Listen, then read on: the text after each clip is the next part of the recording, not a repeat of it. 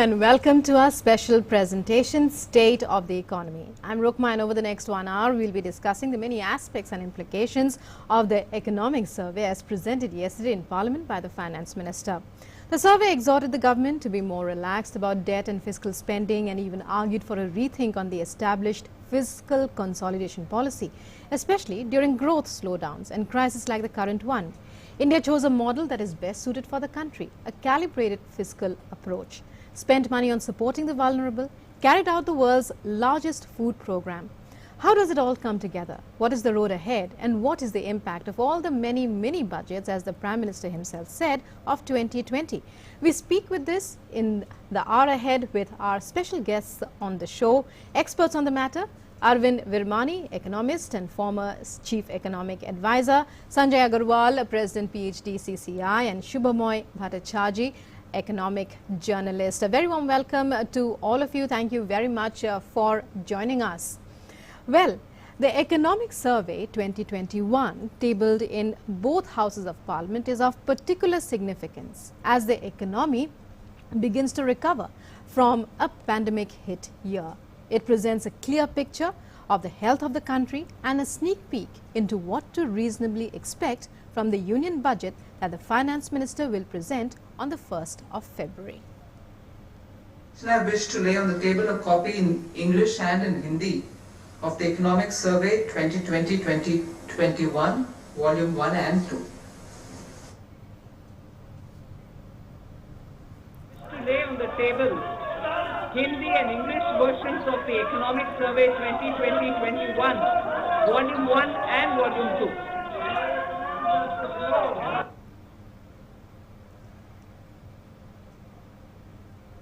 We are joined by our guest, Mr. Virmani, who is a former CEA. Let's go across to him first. Mr. Virmani, well, what are your thoughts? What were your thoughts when the Finance Minister said that she would be tabling the economic survey? What were your reactions? Because we are looking at a very significant year, looking back rather on a very significant year.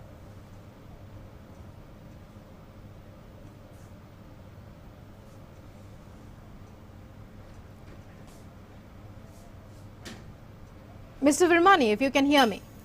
Yes, I can hear you. Can you hear me? Yes, yes. Please continue. Watched the presentation by the CA of the report, and I really liked it for the following reasons. And that is, you know, we have this foundation which we set up called eGrow Foundation, and our motto is research-based policy and policy-oriented research. And I thought the economic survey was a very good example of exactly what we are trying to do at the eGrow Foundation. So that was really my initial overall reaction to the presentation of the economic survey by the CA.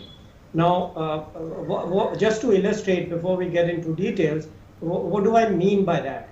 Well, there are two aspects to it. One is gathering all the research which is available on a particular topic, and the CA took up several topics were taken up in the survey, and then you know, adding to it and presenting it in a simple way. So whether you know, one could go down the list of topics, whether it's the fiscal, the income part of it, etc.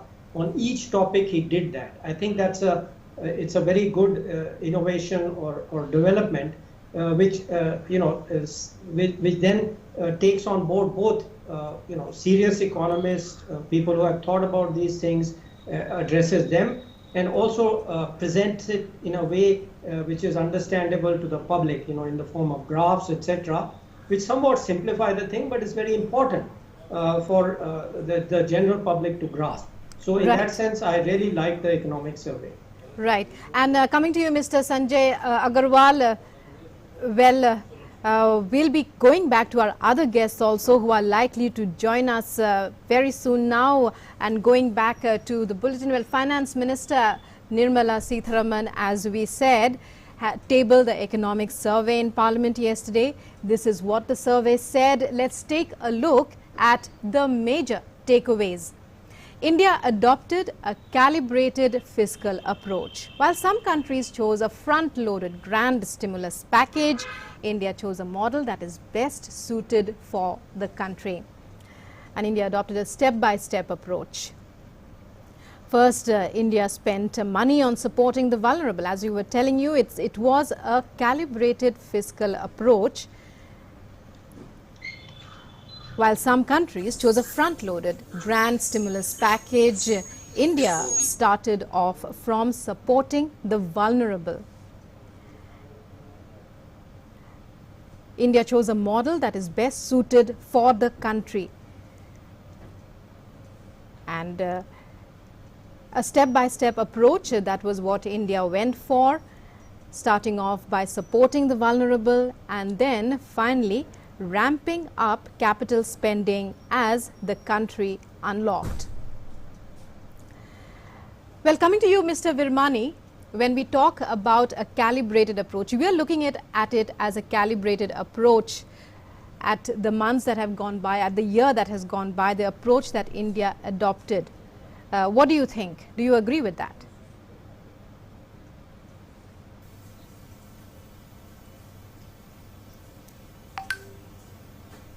We are also joined by our other guests, Shubhamoy Bhattacharjee, senior economic journalist, and also by Mr. Sanjay Agarwal. Well, coming to you, Mr. Agarwal, we believe that the economic survey showed that India had adopted a calibrated approach best suited for the country. Would you agree? You see, as a part of an industry chamber, we would have always liked to ask for more, and we would have expected more. But to be very honest, one has to understand the realities, and I think the principal economic advisor, Mr. Danyal, had made a very valid comment when he met us in the chamber, where he said that you can't have one foot on the accelerator and one foot on the brake. So as long as that situation prevailed, where it was not a very sensible thing to be pouring too much money into the economy, except for the essentials, absolutely, like BDS or like DBT for the poor or similar schemes. I think that was, in hindsight, the right approach. But now the time has come when our chamber also very strongly suggests that we should now come out with government expenditure on a substantial level, especially on the infrastructure sector. What I must say is that the economic survey agrees on many counts with what the chamber has been advocating for the past 3 months. We have been saying, firstly, for example, that debt should not be a concern. Rather, we are very comfortably placed as a nation in terms of our debt to GDP ratio. And that is the same point that has been stressed by the economic survey. We should look at taking up more debt, not worrying about debt because our ratios are pretty good, and invest that into infrastructure. The other point that we both agree on has been regarding the health spend. We have also been advocating jacking up the health expenditure to 3% of GDP, and which is exactly what the economic survey has also asked for. So I think this economic survey, on the lines that we have read it and on the lines that we are seeing this economic survey has been framed, if the budget is also on similar lines, it should be a very positive budget, and that is what we should expect. Because infrastructure spend is the most important thing right now that should happen to bring up, and the term that they have used in the economic survey, counter-cyclical fiscal policy, I think that is absolutely the right term. We have to use the counter-cyclical fiscal policy at this point to really counter the impact of the pandemic that has had on the economy. Right.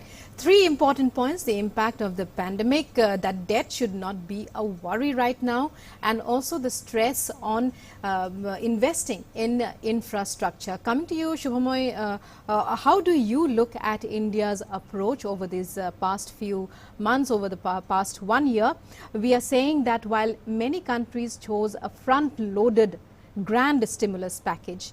India chose a model that is best suited for the country. Would you agree?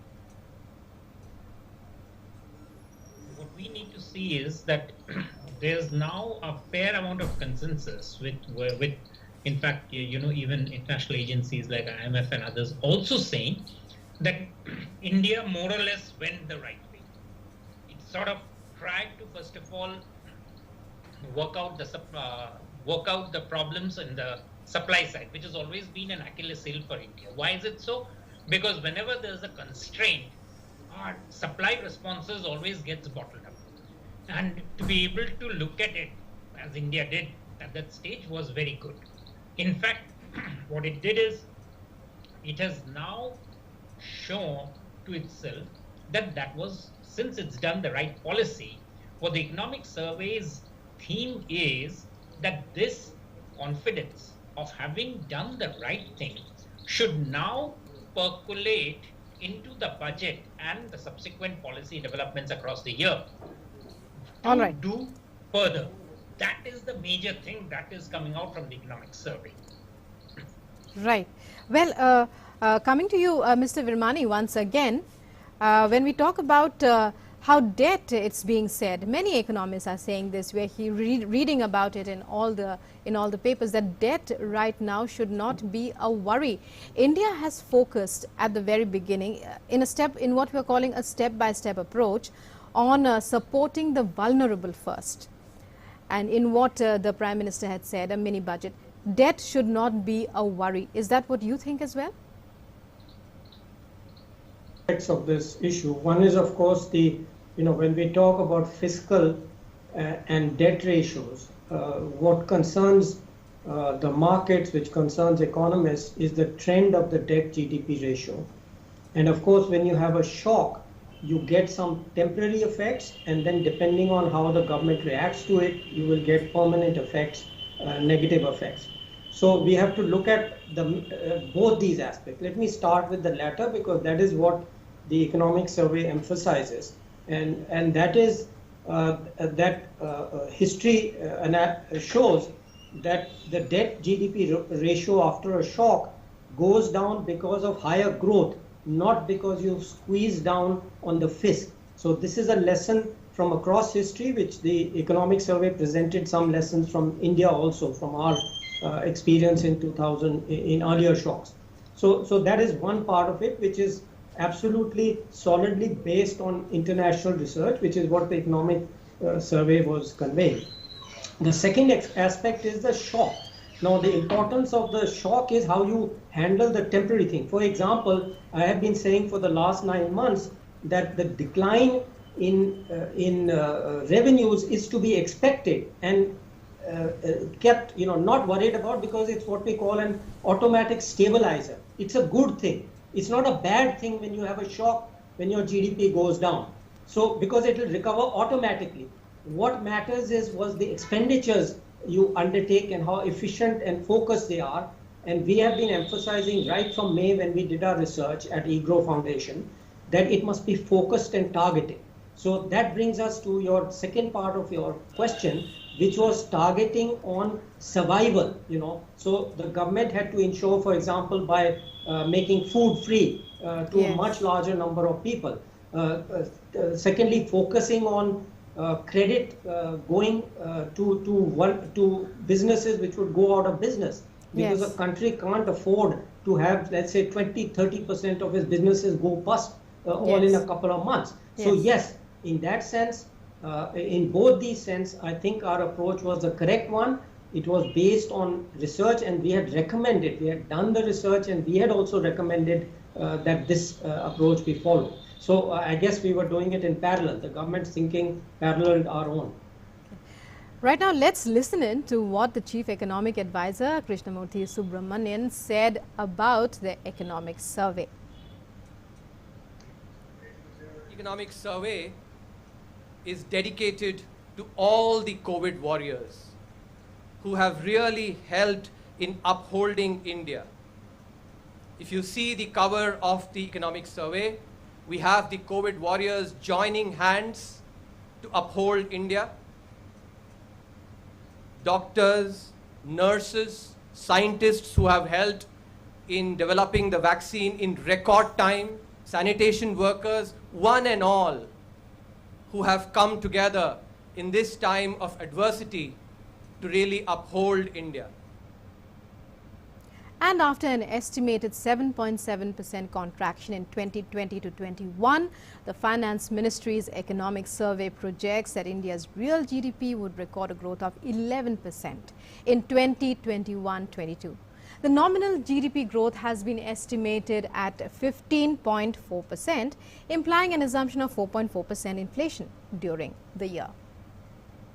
India recognized that GDP growth will come back, and it certainly has, but human lives will not. One of the key things that was pointed out was the need for the pandemic curve to be flattened, because that gives time for the health and the testing infrastructure to be ramped up. A 1 unit increase in the population density has far greater impact on the spread of the pandemic at the onset of that pandemic compared to later. And this is one of the key reasons, one of the key points of research that guided India's policy response. And going back now once again to our guests who are joining us on the show, coming to you, Mr. Agarwal. Well, Mr. Virmani said that India has shown the result, the policies that it implemented during this time, about the it has taught that it has learnt a lesson from history, that the shock factor of a lowering GDP is sometimes good for the economy. Would you agree? Well, Mr. Varmani is an economist and a very respected one at that, and so he can afford to be, more detached from his views. But we from the business community, of course, do feel a lot of shock and a lot of pain that has happened. But that is just an academic question either ways. The point is very right that sensible economic policies in the face of such a disaster is definitely required, and I think as we see the situation now, if the government is showing such a absolute willingness to come out and drag the economy out of this lows with substantial expenditure on one side and investment into infrastructure, and with the willingness to invest again also into the health infrastructure, and to not really bother about the debt equity, debt GDP ratio going out of control, because we are substantially very well placed in that respect. And I think there is a consensus emerging even in respect of budget deficit. So as long as we are now going to aggressively go for the things needed to make things right, maybe it can be, then I'll agree with Dr. Varmani that it could in that case be as part of some sort of a creative destruction image. And well, the economic survey also talks about ramping up capital spending as India unlocked. Shubhamoy, would you break that up for us? How did that happen? How should the common man look at that? Essentially, as I said, the last year has been, in fact, if you look at the financial year, it's still continuing, but as calendar year 2020, what's happened is that the couple of things that have come together. One is that the government has, first of all, been successful in saying that we have not wasted a crisis. That is a remarkable thing, and that is what is coming out. Both Sanjay is also agreeing, and Dr. Virmani has also said so. Yes. Now, and that is a very major thing to do, because year 2020 was a year of loss in lots of things. As GDP, we have suffered an income shock. There have been lots of shocks in terms of the people whom we have lost, 1.5 lakh people.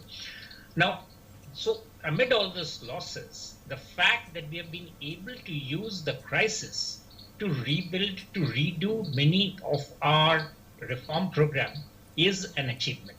So I think that is something that is what is basically coming out from the survey, and that is something that's worth looking at. And it just gives up the framework for people to understand is that there was a need to do certain things at certain times. For instance, the Prime Minister's Jan Dhan Yojana, through which people were given, the poorest were given 500 rupees per month. And at that time, that was about the maximum that the government could give, because that itself, the bill came up to something like 30,000 crore. Then going on further, it creates the framework to know what is possible and what is not possible. So essentially now is the time when we should be ready for a couple of things.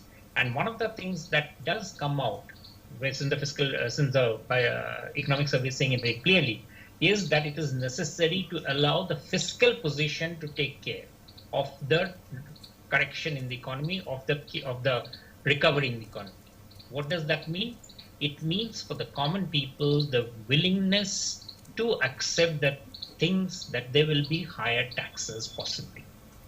This is an unstated theme that is going along in eco-survey, but it is something which we have to agree that, even though we often talk about the fact that whether people should be taxed more or not, but it is coming up that if the government has to be able to provide that demand support, people, the poorest, to be able to come along and to start looking for jobs. They need the safety net. That's very important. The second part that will come is the medical support that is necessary to build up at rapid time. Some of it has already been built, but a lot of it will be built now going ahead, the details of it. So if all of those things have to happen, then money has to be found. And if money has to be found, then obviously it cannot be just borrowing from the markets, even though interest rates are low now. It means that we will have to be ready to pay some amount of extra money by the people who can afford to. So obviously how the taxation is worked out is going to be critical in the budget, and that is what is going to come along. But there can be no doubt that if the fiscal policy has to be playing a more aggressive role, then people who can afford to must therefore support people who cannot afford to. And I think that is coming along very clearly, which needs to be, if we are saying that we've internalized the message from the eco-survey, then this is a very important message that is coming along from the survey. As I said, it's going to be unpopular. It's going to be unpopular, but then the government has shown last year that it has been willing to take up unpopular causes if it is necessary for the economy. And to that extent, we'll have to see what happens. I know industry would say that we shouldn't be asked to pay more at a time when we are trying to build up capacity, but then which other sectors will be able to pay?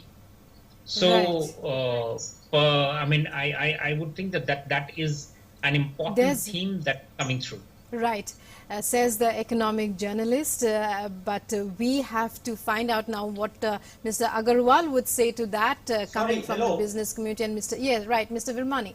Yeah, please. I think there's a big misunderstanding here. Firstly, what I said was that shocks are always bad. There is no question about it. Right. What I said was the fall in tax revenues as a result of the shock acts as an automatic stabilizer. Please be very clear about this distinction. Yes. The second point is the economic survey is not arguing for tax increases. It is saying the opposite. It is saying anything which promotes the rate of growth of the economy will result in more fiscal control, not direct thing. If you focus on the direct fiscal deficit and say, oh, we got to reduce the fiscal deficit by raising taxes or reducing expenditures, that's the wrong thing to do. The whole argument of the economic survey and the point I am making is the opposite of that. What you have to focus on is not tax increases, but for example, tax reform, which will accelerate the rate of growth of the economy. So let's be very clear on this point, okay? In fact, that was a major aspiration that was referred to again and again in the media about the need and people's hope and wish that taxes would be reduced, new slabs would be created, or the older slabs would be reformed. However, what Mr. Shubhamoy is saying is that those who can afford might have to shell out more. That's what he as a journalist is foreseeing. We'll come back to Mr. Agarwal to find out what he thinks about taxes. Let's take a look at what Prime Minister Modi said about in reference to the economic survey. He said that In his tweet, he said, India's fight against the COVID-19 pandemic and its strong economic fundamentals. That's what the economic survey shows, says PM Modi. It emphasizes on the huge potential for economic growth, the importance of further scaling up innovation, and the way ahead in key areas like health. Going back once again, Mr. Agarwal, we'd like to hear your views on taxes, even as India clearly emerges more confident. We saw it in the stance of the chief economic advisor as he spoke about all the measures that had been taken and the impact of those measures and the hope ahead. The message was one of hope, clearly. But as someone from the business community, what are your expectations from what you saw, based on what you saw in the economic survey? You see, firstly, I would absolutely agree with Dr. Ramani that the sense of the survey to me at least points towards there is no indication of asking for an increase in taxes. Rather, from the business community's point of view, there are certain anomalies that need to be corrected. For example, the MSMEs, which are overwhelmingly in the structured as partnerships or as proprietorships, are looking at a much higher tax rate compared to the corporates. So that probably needs to be considered. Probably the tax rate for the MSMEs also needs to be brought in line with the corporates. And I think tax to GDP ratio, our firm belief is that tax to GDP ratio would improve with reduction in or rationalization of taxes and not the other way around. Because overall, as you keep increasing the taxes, what you are doing is you are reducing compliances and you are increasing distortions in the economy. So we would rather hope that the taxation anomalies are corrected or the general tide of reform is continued rather than to increase taxes. So that would be my view. Right. And when we talk about growth, coming to you, Shubhamoy, most economists, they would put, according to us, they say that key service indicators showed a V-shaped recovery. How would you explain that? Also, the fact that foreign direct investment into the service sector grew by 34% year on year, despite the disruption. How do you explain that? Well, one of the, taking on the second one, the foreign direct investment in the service sector, I mean, that's basically a couple of deals that come along they were very big ones that came along, and that was getting reflected.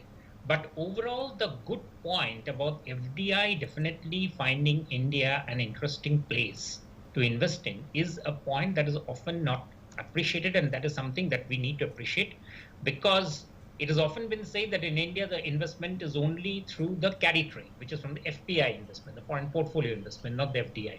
And they come in because of the interest rate arbitrage. Well, the FDI investment that is building up and has built up, and as the numbers show, does show that there's obviously something correct that the government has done in terms of making India's an interesting place to invest in.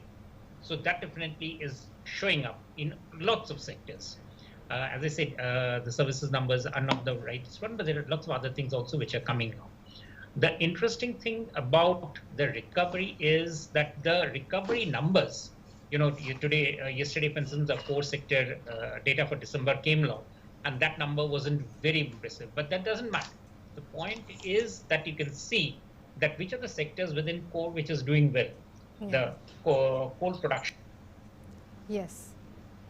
Which has been a very major indicator of what performance is happening in the economy, because practically any activity that you do needs electricity, and the fact that the electricity demand is actually rushing up very fast is, I would say, a very major indicator of the recovery in the economy. Railway freight figures that is actually showing an upturn shows that it's just not pent up demand which is leading to the recovery, but there is a sustained buildup of demand that is happening. So we can't just simply say that it's just a pent up one season festival demand which is leading to the recovery. Those are not, I mean, those don't really explain why in December you would have logistics moving up, because logistics would have moved up already in September and October. It doesn't need to move up in December to be able to give that sort of pressure to fill up again inventories. So obviously the economy's movement, the economy's growth rate is definitely showing up in across lots of sectors. At this stage, what is necessary now, and which the survey clearly says, is that in public investment should be directed to sectors where the fiscal multipliers are large. That means where the government can build up and can then move it out to the private sector for maintenance. You know, there are lots of those things that can be done in urban reforms, for instance. Those are areas where there are plenty of infrastructural movement, where the infrastructure developments which can be done and which are very low-hanging fruits. Most of our cities don't have water supply adequately. Most of our cities still have problems in power supply. And all of these are areas where it is much better if the private sector gets in. You know, the maintenance of water infrastructure or of the power infrastructure. Now, these are some things which need to be done. Otherwise, what happens is that the benefit which comes from, you know, the urbanization do not start happening. So the survey is pointing out on that direction. And one of the important things it's saying in that context is to bring in transparency in the decision-making process. That, for instance, is there a need for reforming the legal structure to have an efficient ex-post mechanism for dispute resolution and contract enforcement in India? So regulatory issues, which often, we get what we call regulatory cholesterol, which basically means that things get blocked rather than being allowed to expand. These are certain things that we need to really push forward and really get going as the economy moves. So these, I think, are very fundamental points which have been said and which need to be really pushed as the reform agenda coming through in the budget and subsequently in further announcements in the year. Right. Coming to you, Mr. Virmani, we believe that the increase in foreign direct investment, it shows the reposing of international faith in India's growth story. Your thoughts on that matter at EGRO? What did your sessions come out with as far as attracting foreign direct investment and the result of all these years of investing in that, of putting forward that image of India? So let me very quickly go through the different elements that go into it. First, you talked about the V-shaped recovery. Yes. So basic thing which has to be understood by the common person is that when you shut down by a lockdown, let's say 50 or 60% of the economy, that part of the economy stops. So by necessity, the thing will go down. When you open it up again, it has to go up again. So that part of the time, the shutting down, lockdown, and the lifting of the lockdown, a V is to be expected. So then you move to what after that. So most of this whole sequencing thing which we have talked about was on what to do after the lockdown is lifted. Anyway, so that is one part of it. The second part of it, what you said was, why is there a rise in investment in services? Well, there is a distinction. What happened is when you have a pandemic, people are afraid of contacting a disease from other people, and rightly, as we know that it transmits through the air. So mass contact services, for example, theaters, malls, where a lot of people congregate, was dangerous for people. So you and I included, we stopped going to those places. So those services have done badly and continue to do badly. What happened was, as a result, we moved much faster on digitization of the economy. And that is where the FDI came in. So FDI is always looking for new opportunities, for innovation, for growth in the future. So that is what has happened, that the pandemic has also had this indirect effect. And please don't confuse it by saying, oh, it's a good thing. No, pandemic is not a good thing. But it has had this indirect effect, though it closed down the contact services, it promoted the digital services. So a lot of innovation, and here we have to note that Indian entrepreneurs are also doing this in innovation, and that is attracting FDI into the economy.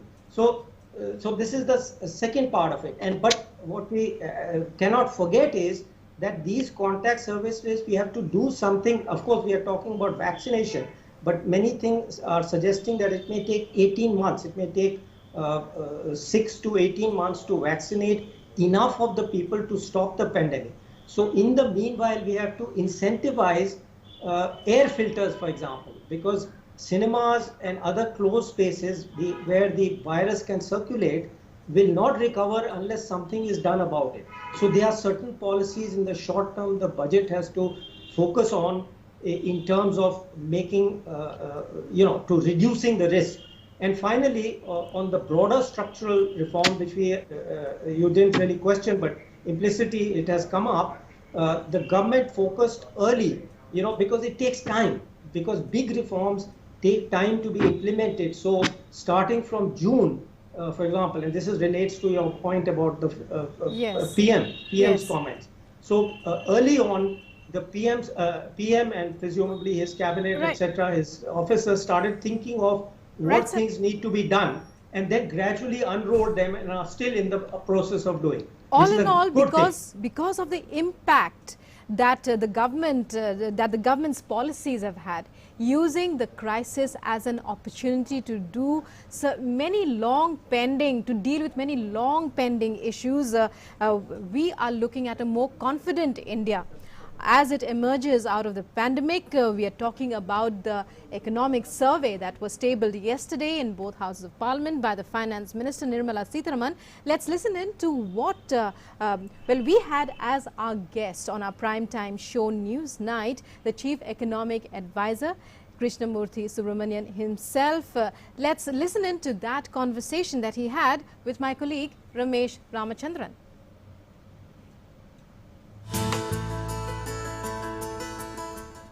Economic survey forecasts a V-shaped recovery. And joining me is Dr. Krishnamurthy Subramanian, Chief Economic Advisor. Dr. Subramanian, welcome to DD India. Now, thank you. Help our viewers understand the attributes of this V-shaped recovery and what might be in it for Indians, the viewers watching us from India and investors watching us from around the world as well. First, Ramesh, I think what we all need to acknowledge is that India's policy response to this global pandemic, which is a once-in-a-century event, was a very mature and measured one, where we drove our policy based on careful research that has been done both in epidemiology and in economics. For instance, Nobel Prize winning research by Lars Hansen and Tom Sargent, whom I had the privilege of learning from at the University of Chicago, have highlighted that when faced with an environment of enormous uncertainty, reducing the losses actually and cutting losses is the best thing to do. And that's why, faced with a pandemic, human life was actually potentially at the most danger, faced the most danger. Even, our own scriptures, Mahabharata, for instance, talks about, apadi prana raksha hi dharmasya pratham ankuraha. What it means is that a life in jeopardy is essentially saving that is the origin of dharma. So India's response, therefore, was based on this humane principle that while GDP growth will come back, and it indeed has, human lives that are lost will not be, cannot be brought back. That is what drove our response. That has helped us save lives, reduce cases, and at the same time also has led to a V-shaped economic recovery. And this also was highlighted that, if the lockdown is actually a stringent one early, then that enables economic recovery as well. So the V-shaped recovery has actually come from the quality of the policy response that India has had. After a 23.9% decline, the momentum has gathered 7.5% in Q2. We expect Q3 to be better, and going into the next year, I think that momentum should get carried over with an 11% or better growth rate. Dr. Subramanian, talking about the pandemic and its impact on the economy, in your estimation, is the worst behind us already? I would think so, that the recovery is happening well. India is the only country where lowering of cases and increasing mobility is going together. So I am quite optimistic that with the vaccination drive that is being launched, even some of the contact sensitive service sectors will also see demand coming back, because there's a lot of pent up demand there. A lot of us want to go on travel, tourism, etc. So that pent up demand actually will also drive these contact sensitive sectors. Manufacturing has already been doing well in the V-shaped recovery, and services even without these context sensitive sectors has been doing well. So I do anticipate that these will gather momentum, especially with the vaccination drive, the world's largest that is happening now. And looking ahead, Dr. Subramaniam, your thoughts on the reforms measures that announced over the last several months, and also going forward, what can it be for people, all the stakeholders concerned? So India's response, as I said, on the economic side was based on the recognition that this pandemic has an impact both on the demand and on the supply side. And to take care of any impact on the supply side, it was necessary to implement reforms so that the supply response actually gets built up, because there was the danger of firms basically going under financial distress, labor market difficulties, which may have have an impact on supply, and therefore India launched a slew of structural reforms to take care of the supply side. But at the same time, on the demand side too, India's response was a nuanced one. We recognize this commonsensical aspect that if you actually have the clamp on the brakes of a car, then pressing on the accelerator only wastes fuel. But when you remove the clamp on the brakes, at that time if you press the accelerator, the vehicle moves ahead. And that is how India has tailored its demand side response as well. In the first few months, when the uncertainty was very high and when the restrictions were there on economic activities, India focused on essential items, the 80 crore people being given free food, the vulnerable sections, the cash benefit transfers, and liquidity and emergency credit being given to firms. Once the unlock phase began, then the emphasis has been on pushing up demand, especially for discretionary items. So when you put all this together, both the reforms and the demand side measure, India is a sui generis case in terms of the policy making that it has done. And history, when it looks at this particular episode, given that it's a once in a century pandemic, will definitely record its appreciation for how mature India has responded to this pandemic. And finally, Dr. Subramaniam, may I request you to take a step back and look at the year gone by. Now, in hindsight, India did well, you think, to adopt a calibrated fiscal approach and a step-by-step approach, unlike some other countries? I think so.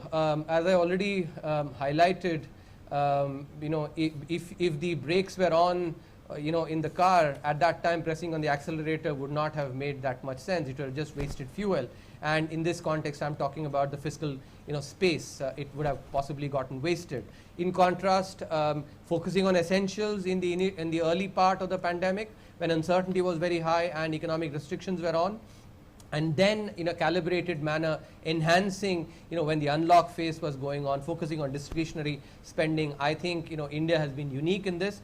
And this is also, early on, one had the opportunity to see some of the research in the United States, where the paychecks that were being mailed were being used by people only for food spending, and which we did through the PDS. So even in other countries, a lot of the fiscal spending that was done only went into essential items. So India, by not trying to actually press on the accelerator while the brake was on, I think certainly did well and took a more nuanced approach to demand than just a very sort of a less nuanced approach.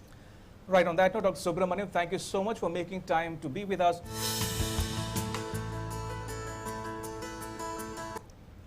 So a very confident Chief Economic Advisor there, looking forward with confidence. That appears to be the message, and well, all eyes will be on the budget as it is presented on the 1st of February, that's Monday. Going back to our guest on the show, Mr. Agarwal, how confident is business of the year ahead? We are looking at the biggest vaccination drive in the world getting underway, so the health aspect has been taken care of.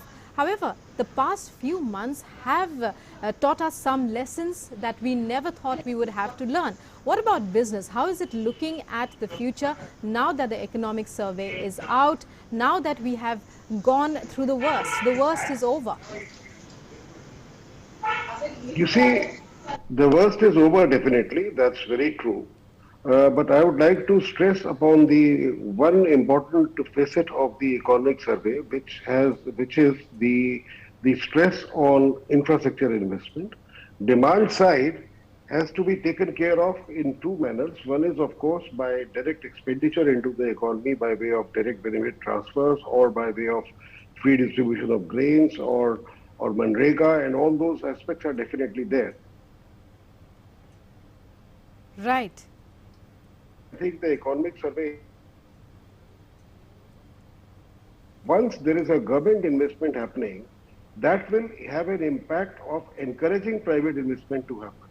So what we need right now is some large amount of funds to be raised through a mega development financial institution, which we are expecting should happen, so that all the government projects which are already there announced on the National Infrastructure Pipeline, NIP, which is unfortunately we could not do anything last year because of the pandemic. The expenditure on the 111 lakh crore National Infrastructure Pipeline must be front loaded. And to front load that expenditure, the money has to be found by raising debt with a sovereign guarantee into a development financial institution that would initially finance the government projects, and in the second phase, as the demand really picks up and the economy is on a very high growth trajectory, the private investment would also follow, and that could also be financed by such a DFI. Right. That DFI could have funding both in terms of rupees and in terms of dollars internationally, and it also raise FDI by investment directly into the equity of that DFI. That's our suggestion. Right, right. Well, we've heard from business. Coming to you, Mr. Virmani, when we look at the agriculture sector, surprisingly, we believe here that it has been one of the best performing sectors. The government is coming up with more reforms to improve the lot of the farmer. In fact, right now, your thoughts on the road ahead for agriculture, on what has passed and how big a difference it would make to the overall economy of the country. Right. So let me start by, the process was, the phases and the government's attention was what I put simply as survive, revive and regrowth. Now, in this context, where does the agricultural sector, the rural sector fit? Now, actually, even in the survival phase, because the lockdown exempted all essential goods and services, the agricultural sector was not, didn't have a lockdown shock. And given that it is more open, it's public, this issue which I had outlined of closed spaces was much less important. So in that sense, the negative effect of the pandemic directly on the agricultural and sector was less. Now, given that, I think it's, so survival was easy. Revival actually has been much better than many people think. The data which is coming out, there's no government data, the private data have looked at on unemployment and employment, though not perfect, shows that agriculture is one area where the employment has expanded. It is higher than it was before the pandemic. This is very surprising. It is something which has not been noticed. So agriculture is doing well. So the whole point of reforms is to take it further. Doing better than pre-pandemic doesn't mean it's doing better than the rest of the economy. So that long-term problem of productivity, etc., remains. Yes. So the reforms which you mentioned absolutely correctly are designed to make diversification easier, to increase productivity and therefore incomes and wages in this sector. So they are very, very important.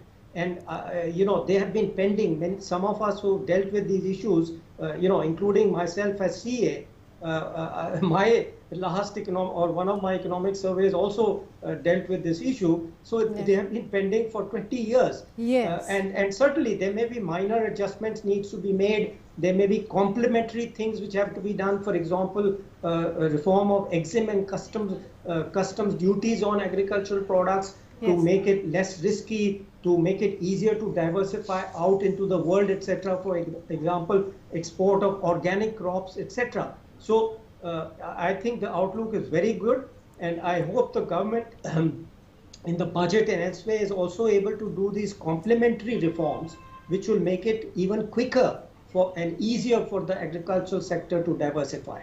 Yes, the agricultural sector, as far as the agriculture sector is concerned, the thought right now is that the outlook is very good.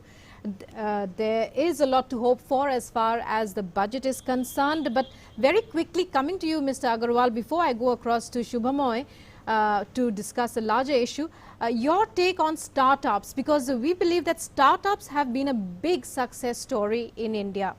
The startup ecosystem that has been set up by the government, India actually added 12 unicorns last year. As representing business, your take on this? No, I think we have been able to have a good ecosystem for startups, but I think there is a lot more that can be done for startups. In many ways, including regulatory measures, including certain changes in the way we allow companies to float their shares, for example. For what is happening is that a lot of our startups or unicorns are having their ownership based outside of the country. All these issues need to be addressed. For example, the promoter in the US or in many other Western countries is allowed to have voting shares which have got a higher voting power, so that they are able to dilute their equity and still have a control over the company. All these issues need to be addressed on a priority basis in our country, and to make sure that this flipping of ownership which is happening with the startups which become successful and their ultimate ownership starts resting outside Indian borders, that needs to be addressed. Right. Coming to you, Shubhamoy, we feel we are looking ahead at a time when overall inflation could actually come down. We are seeing food inflation easing. That's what is our take on this, and that the private sector needs to innovate for India to become the third largest economy. Third largest economy, of course, that's the second question, but inflation, what is your view? Well, yeah, you know, what we have seen from the past year is that a major risk that used to happen in India whenever there would be a crisis was that there would be an inflationary runaway episode. This year, despite the economy having been practically shut down for 2 months, the inflationary rate has not gone out of control. Now, that is something very strongly that tells you that essentially the ability to handle food crisis, because that's the first place from where inflation essentially spirals out, for India has developed substantially. It basically tells you that also that the agricultural reforms are on the right path. It tells you that, you know, because both are quite strongly linked. And when that happens, that gives the confidence for the rest of the economy to not to have to do a crisis management. Because when inflation starts spiraling up, you know, interest rate goes out of whack and everything else follows suit. So inflation management in India has been rather good in the past few years, and that's something that the government obviously would be able to take credit for. In fact, that's the reason why the government is also talking about this other issue, the enigma of why India's sovereign credit rating does not reflect its fundamentals. I mean, it is a good point to raise. It has been raised earlier also during Dr. Birmani's time, and I think subsequently also, that why isn't India, because it's not that as if India doesn't get, we have talked about FDI and FPI investments coming into India, but there are passive pension insurance funds which can't invest if the investment grade doesn't improve. And that definitely is something that a bit of money flow which India misses out on, which for no particular reason, because after all, sovereign rating of India or of any country essentially depends on whether the country has the ability and whether the country does exercise the ability to always repay its loans. And India has never reneged on its loans. Yes. So that's where the matter should end. I mean, Yes. bringing in other issues which are non-relevant actually only ends to cloudy, sort of confuse the issue. So those are the major issues. And on the but coming back to the inflation issue, the one question which the survey also talks about, the question about equation between inequality and growth, and where it talks about the growth essentially is necessary to ensure that more people get part of the benefits. You cannot say that I'll do redistribution and stop pushing growth. Yes, That's a peculiar fallacy that has often come up in lots of literature now, and it's good that the survey again makes a very strong point that growth impetus in a country like India, especially when we are talking about the fact that lots of people, there's a risk of slipping back into poverty because of COVID, impact on women. Growth definitely cannot be shortchanged. I think that is a very fundamental point which needs to be really addressed and sort of internalized in the debate that goes ahead. Right.